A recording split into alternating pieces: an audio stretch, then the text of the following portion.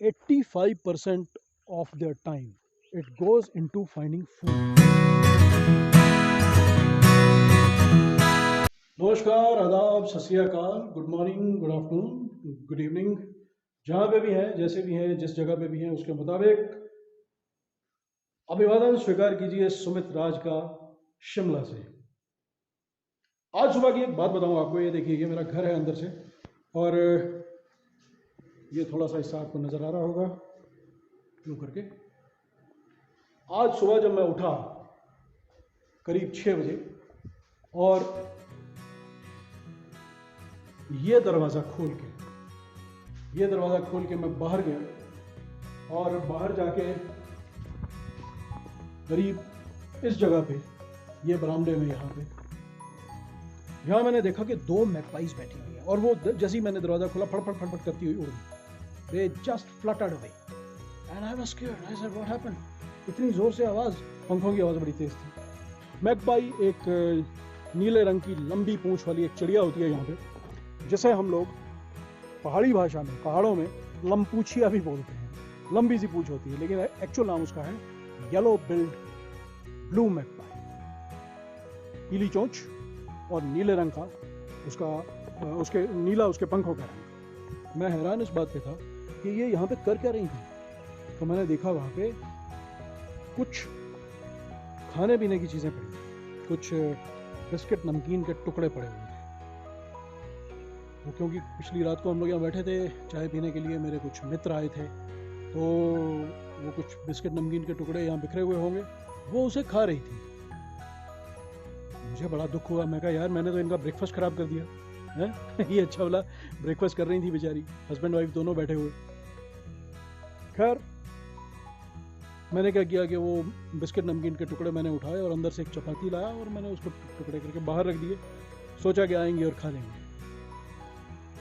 यही इंसिडेंट एक बार और हुआ था, और वो ये था कि मैं जैसे ही सुबह उठ के बाहर आया, मुझे आवाज़ आई कि जैसे कोई कुर्सी को घसीट रहा। प्लास्टिक की कुर्सी है, उसे कोई घसीट रहा।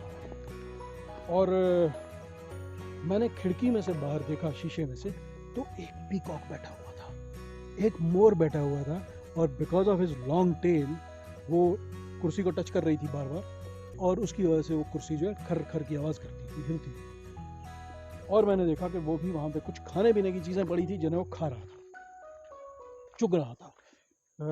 कुछ रोटी के टुकड़े थे, कुछ सब्जी थी। तो रात को वहाँ हम कई बार, मैं बाहर बैठ कर डिनर करता हूँ, तो कुछ चीज़ें बाहर पड़ी रहती हैं। अब बात ये है ना कि देखिए, ये घर जो है, ये देखिए पीछे मेरा घर, ये जंगल में है। ये आसपास के नज़ारे आप देख रहे हैं, इस घर के अलावा यहाँ पे कुछ है नहीं। तो अगर मैं कुछ बाहर छोड़ भी जाऊँ तो कोई चोरी का डर नहीं होता यहाँ पे। ले जाने वाले सिर्फ खाना खाने का सामान लेके जाया जाता है, और वो ले जाने वाले भी ये मेरे मित्र हैं। कभी मोर, कभी मैगपाई, कभी चिड़ियाँ, कभी कौवे, कभी और अलग तरह के पक्षी। अब यहाँ पे हमें एक बात समझने की ज़रूरत है, और वो ये है कि देखिए, 85% ऑफ देयर टाइम, ये जो पक्षी हैं, पशु हैं, जानवर हैं, रेप्टाइल्स हैं, सांप हैं, मछलियाँ हैं, इनका लगभग 85% वक्त it goes into finding food.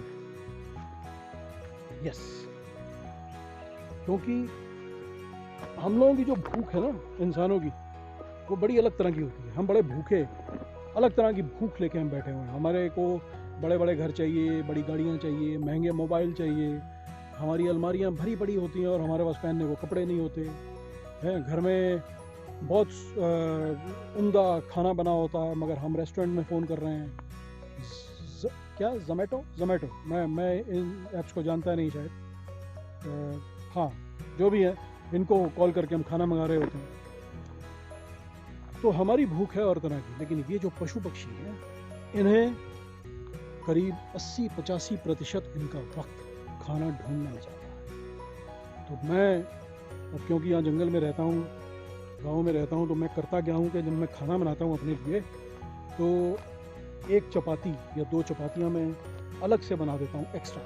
Sunday breakfast पे भी, लंच पे भी, डिनर पे भी, जब भी अगर मैं घर पे होता हूँ तो मैं वो बना के और उन्हें बाहर रख देता हूँ टुकड़े करके, ताकि ये लोग अपना हिस्सा खा लें, इन्हें भी मिल जाए।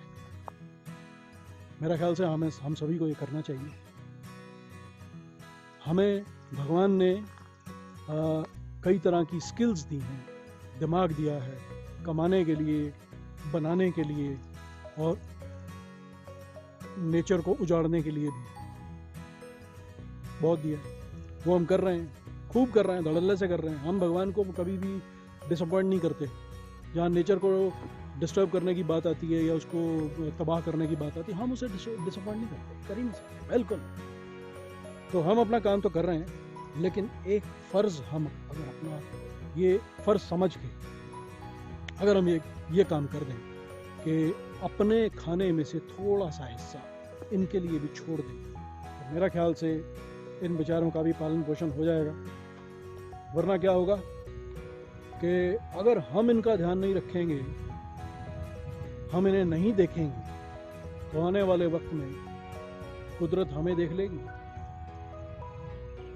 और कोविड के रूप में उसने वैसे देखना तो शुरू कर ही दिया। यू नेवर नो कि अगर हम ना सुधरे तो और कई तरह के कोविड आ जाएं। कुदरत को तबाह करने की जो मुहिम हमने चला रखी है, वो उसका खामियाजा हमारी आने वाली पीढ़ियां बड़ी शिद्दत से भुगतें। तो इसलिए कुदरत का ध्यान रखें, प्रकृति से प्यार करें। जो कुछ भी है इस दुनिया में, everything was created by God. सब कुछ हमने कुछ नहीं बनाया, हमने जो बनाया है वो बिगाड़ डाला है, हमने बिगाड़ा है। हम सिर्फ बिगाड़ रहे हैं। हमारी भूख इतनी ज़्यादा बढ़ चुकी है, हम इन पशु और पक्षियों की भूख के बारे में सोचते ही नहीं। खैर, मुझे इतना ही कहना है इस वीडियो में, और आगे आने वाले और वीडियोस में हम अच्छी बातें करते रहेंगे, सीखते रहेंगे। मैं चाहूँगा कि आप लोग भी इस तरह के वीडियो बनाएं, लोगों को एजुकेट करें, सिखाएं और शेयर करें, सब्सक्राइब करें। मेरा चैनल भी सब्सक्राइब करें। आप अपना चैनल भी हमें भेजिए, मैं भी सब्सक्राइब करूँगा। मिलजुल के काम करेंगे, कुदरत को प्यार करेंगे, प्रकृति से प्रेम करेंगे और इन पशु पक्षियों का भी ध्यान रखेंगे और अपना भी ध्यान रखेंगे। ये ध्यान रखिए, ये सोच लीजिएगा कि अगर हमने ध्यान नहीं रखा तो फिर ये हमारा ध्यान रखने आ जाएंगे बड़ी जल्दी। Good bye, see you again.